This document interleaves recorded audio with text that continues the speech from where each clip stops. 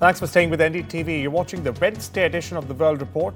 I'm Arjun Samar Mahindran. Let's take a look at what's making headlines around the world. US President Donald Trump says he's not looking at lowering tariffs on India 1 week after Washington doubled levies on the country's imports to 50% as a punishment for New Delhi's Russian oil imports. Now, Trump asserted that India has, you have to understand, for many years it was a one-sided relationship. Meanwhile, US Congressman Ro Khanna is the latest one to have hit out at Donald Trump, saying Trump's ego is killing India ties. Take a look. Are you considering taking away some of the tariffs that you've imposed on India? No, we get along with India very well, but India has, you have to understand, for many years it was a one-sided relationship. Only now, since I came along, and because of the power that we have with tariffs, India was charging us tremendous tariffs, about the highest in the world. They were about the highest in the world, number one. And we therefore weren't doing much business with India, but they were doing business with us because we weren't charging them. Foolishly, we weren't charging them. So they would send in massive, everything they made, they'd send it in, pour it into our country. Therefore, it wouldn't be made here, which is a negative.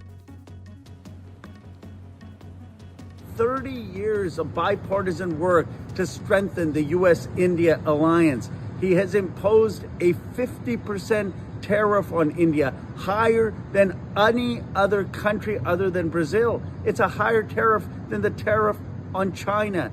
It is hurting India's exports of leather and textiles into the United States, and it's hurting American manufacturers and our exports into India.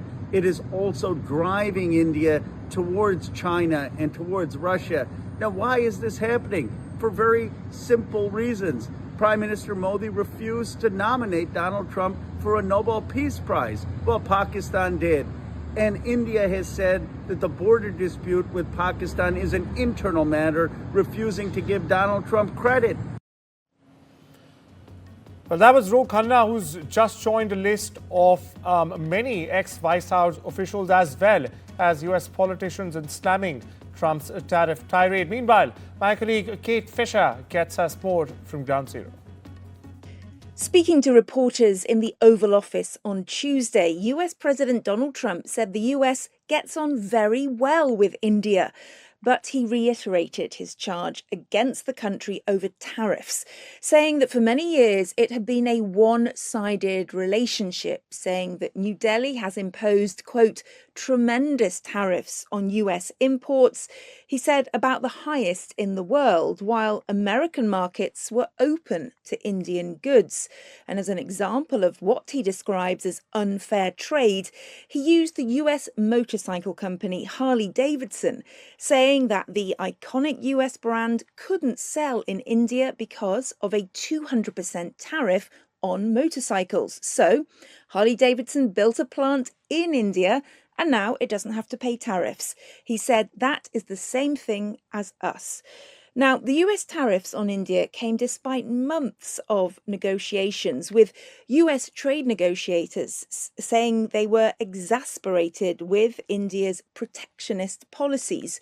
Mr. Trump had set a 25% duty on Indian exports, but doubled that to 50% last week as a punishment for the purchase of Russian oil.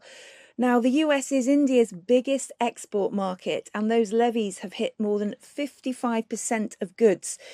Mr. Trump has expressed frustration over India's continued purchases of Russian energy, but New Delhi says it is needed to keep its oil prices low. Critics say that such energy purchases by India and China help to keep Russia's economy afloat and undercut sanctions against Moscow, which are aimed at bringing an end to the war in Ukraine. And on Tuesday, President Trump also addressed that war, saying that he was watching very closely to see how Russian President Vladimir Putin handled efforts to set up a meeting with his Ukrainian counterpart Volodymyr Zelensky, insinuating that he was considering additional measures if talks don't progress. Kate Fisher, NDTV, Washington. US, now we shift our focus eastwards, where China's Xi Jinping hosted a large military parade marking the 80th anniversary of the end of the Second World War. Now, dozens of world leaders, more than 24, that is, attended the event in Beijing, but almost none from major Western countries. The major moment happened right before the parade even started, when Vladimir Putin and Kim Jong-un stood either side of Xi Jinping as they made their way to the seats, making for a powerful photo op. Here's a report.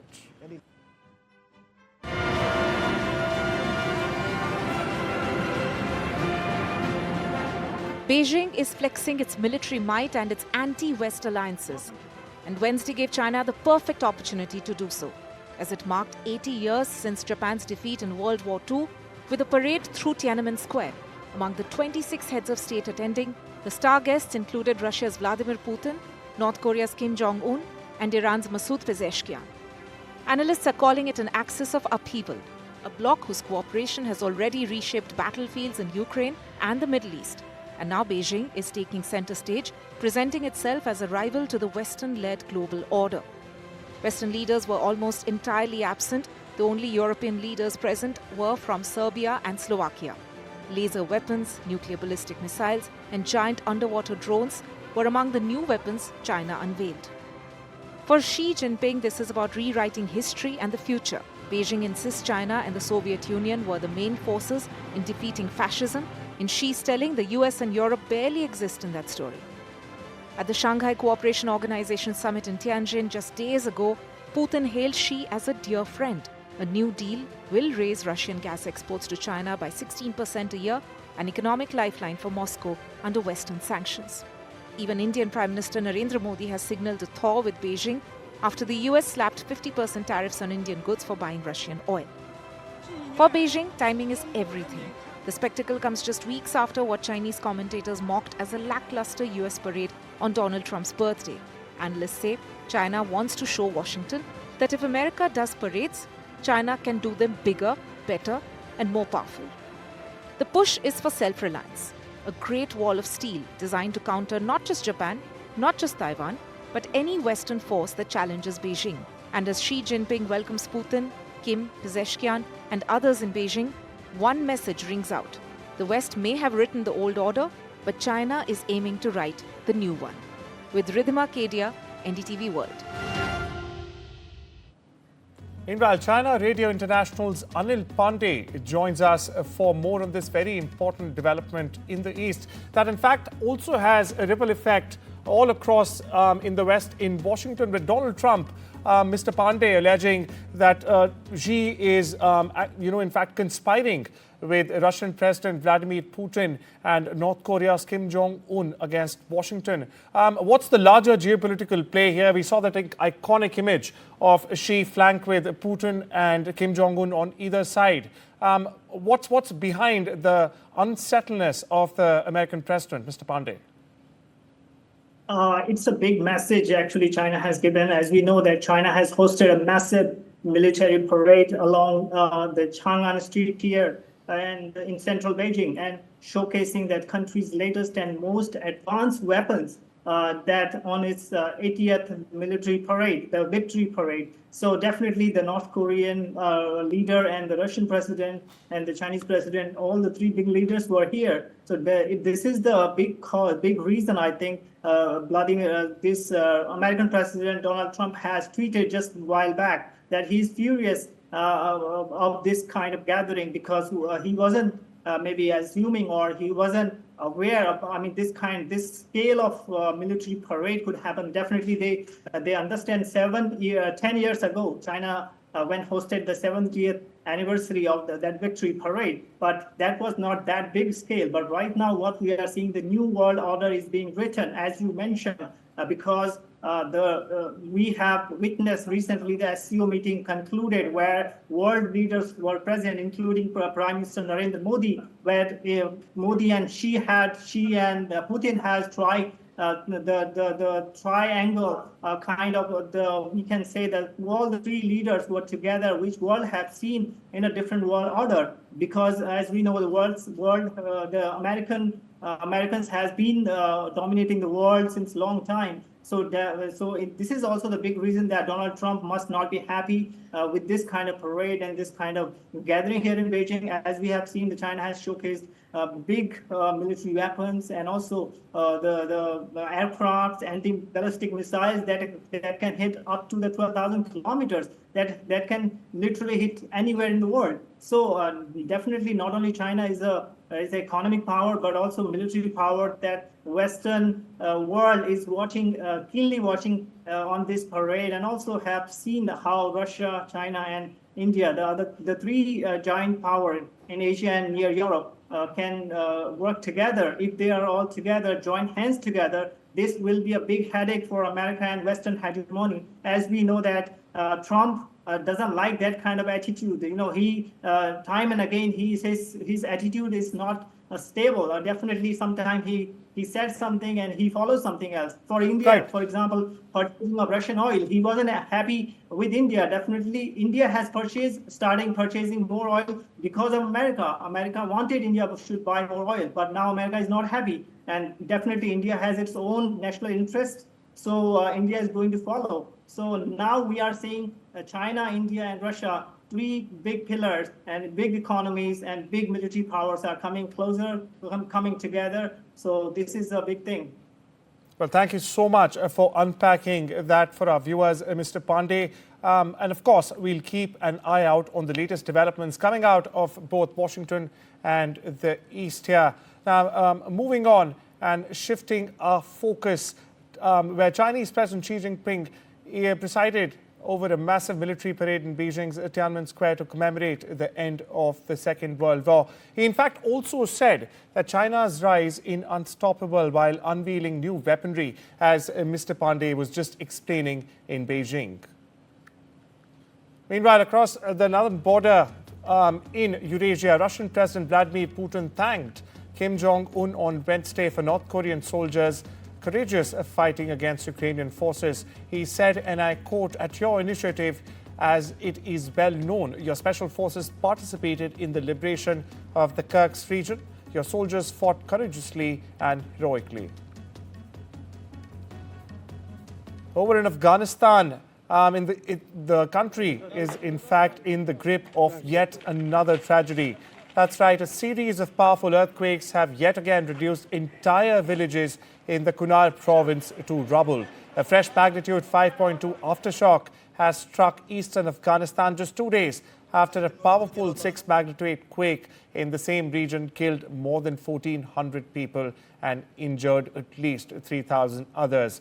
Rescue efforts following Sunday's magnitude 6 earthquake have been complicated further by landslides that have blocked roads, making land travel difficult. Meanwhile, helicopters have been deployed to aid for the search of survivors in the ruins of remote villages where many are still feared to be trapped under the rubble. Here's a report. A series of powerful earthquakes have ripped through eastern Afghanistan. More than 1,400 people are dead, over 3,000 injured. The toll is only climbing by the hour. Entire villages in Kunar province lie in ruins. Thousands left without homes, food or shelter. The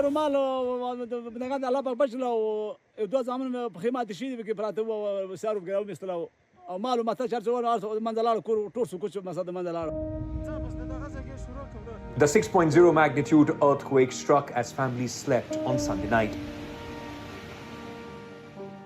بیګا پاو کم 12 بجې زلزلہ شروع شوې ده. زموږ د کور دوه غړي چې دي شهیدان شوي دي او کورونه ټول ډنګ شوي دي او کور کې داسې د عصري ځای نشته چې موږ پکې کښېنو. زموږ سرپناه ته ضرورت دی. زموږ چې دی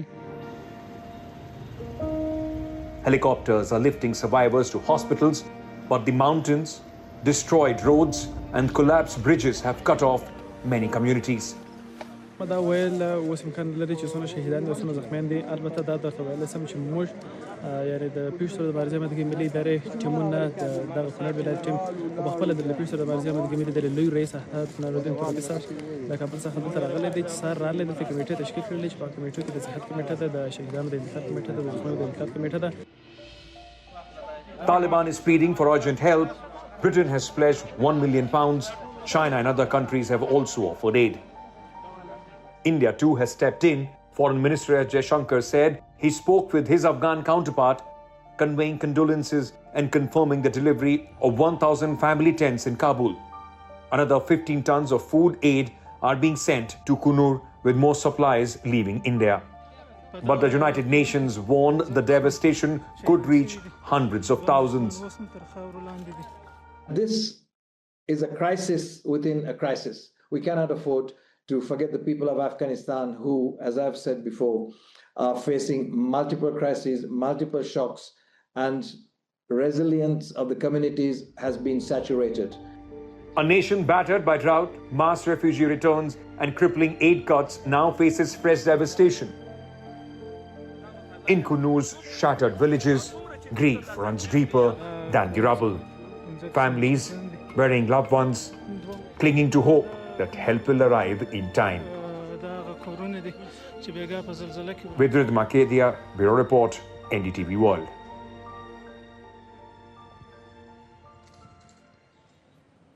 Peruvian authorities on Tuesday said they are investigating the shooting death of an Indonesian diplomat as a contract killing amid a surge in violent crime in the South American country.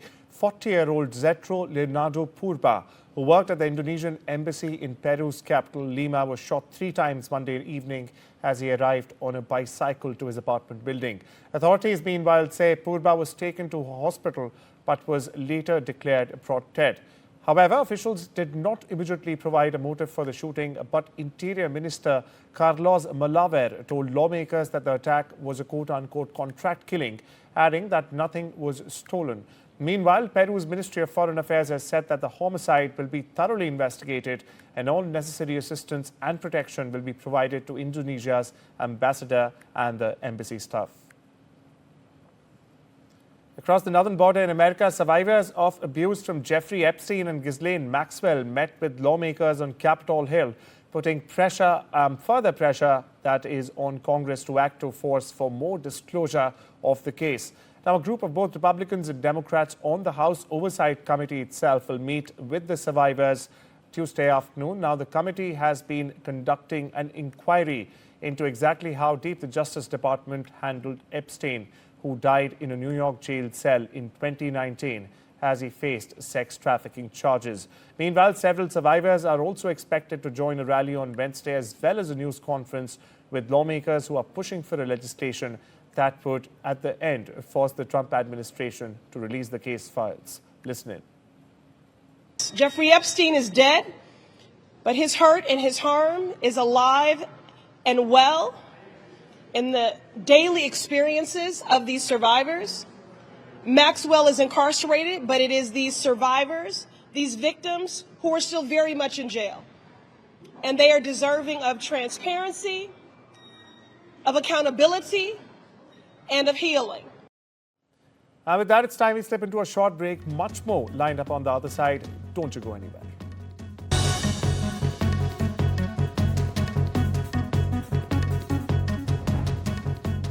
Welcome back. You're watching the World Report on NDTV. Now on to updates from the world of business, where Alphabet shares jumped 8% in extended trading as investors celebrated what they viewed as minimal consequences from a historic defeat last year in the landmark antitrust case. Now, last year, for prospective viewers, Google was found to hold an illegal monopoly in its core market of internet search. In fact, US District Judge Amit Mehta ruled against the most severe consequences that were proposed by the Department of Justice or the DOJ, including the forced sale of Google's Chrome browser, which provides data that helps its advertising business deliver targeted ads. On the sidelines of the recently concluded first ever APEC Culture Ministers meet in South Korea's ancient kingdom city of Gwangju, we caught up with the director, Jan-ho Park, of the Preparation and Support Office to take a stock of exactly how the city is preparing for the upcoming Leaders Summit, with the likes of Donald Trump also likely to be in attendance. Take a look. What positions Gwangju as the ideal venue for this year's APEC Leaders Summit? 경주는 천년 전에 이미 대한민국의 수도였던 곳입니다. 가장 한국적인 곳에서 이번 에이펙을 개최하는 의미에서 선정이 됐고요. 그런 취지를 잘 살려서 우리나라의 발전상과 문화의 모습을 세계에 보여줘서 세계인들에게 우리 대한민국의 힘을 보여주는 멋진 행사로 잘 준비하겠습니다. So basically, Gyeongju is the 1,000 years old Asian capital, and we would like to show the authentic Korean places and sites. That's why we have chosen Gyeongju as the host of the APEC 2025. Building on this intention and the purpose, we would like to share the development history and the culture to the world, and we would like to share this power of Korean culture and the Koreans to the world by hosting this event successfully. And now we shift our focus to the sports universe, where the modern GOAT Novak Djokovic defeated 4th seed Taylor Fritz to advance to the men's singles semi-finals at the US Open 2025. Now, Djokovic won the quarterfinal match with a scintillating score of 6-3, 7-5, 3-6 and 6-4. Now, this victory extends Djokovic's perfect head-to-head record against Fritz. The Serb now has a brilliant 11-0 head-to-head score over Fritz, while also marking his record-extending 53rd Grand Slam semi-final. That also includes a record-tying 14 at the Flushing Meadows. Now, Fritz, the 2024 runner, could not match up Djokovic's standards as the world number 7 secured a victory in just 4 sets. Now we move on to a compelling conversation with Hansel Kwon, also known as Hansel von Kwon, the visionary Korean filmmaker pushing the boundaries of cinema through AI or artificial intelligence. In an exclusive interview, we explored Hansel's bold ideas on the future of generative AI, its ethical implications, and how exactly creativity and code are reshaping storytelling as we know it. All this on the sidelines of the recently concluded first ever APEC Culture Ministers meet in South Korea's Gyeongju city. Being the first of your generation, so to say, being a pioneer in AI filmmaking, where do you see and how do you see cinema in the next 10 years? 일단 당장 AI 시장에서는 10년은커녕 앞으로 1, 2년도 예측하기 힘들지만 변함없을 것은 AI는 도구로서 사용이 되고 사람이 스토리텔링이나 이런 것들을 기본적으로 창작을 하고 그걸 좀 보조해주는 역할과 그걸 표현해주는 역할로 생성 AI가 사용되는 쪽으로 흘러갈 것 같아요. So it is really difficult to make predictions in this AI industry, not even like 1 or 2 years, but I bet that AI will definitely still become a tool and the humans are going to become a storyteller and the creators, and we are going to use AI as a tool to make a generative AIs.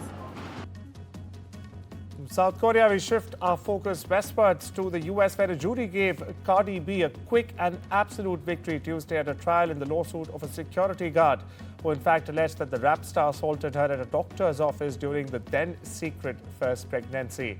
The jury of 6 men and 6 women at a small courthouse in California's Alhambra deliberated for only about an hour before finding out Cardi B not liable in the lawsuit brought by Imami Ellis, who alleged Cardi cut her face with a fingernail and spat on her in the hallway of a Beverly Hills obstetrician in February of 2018.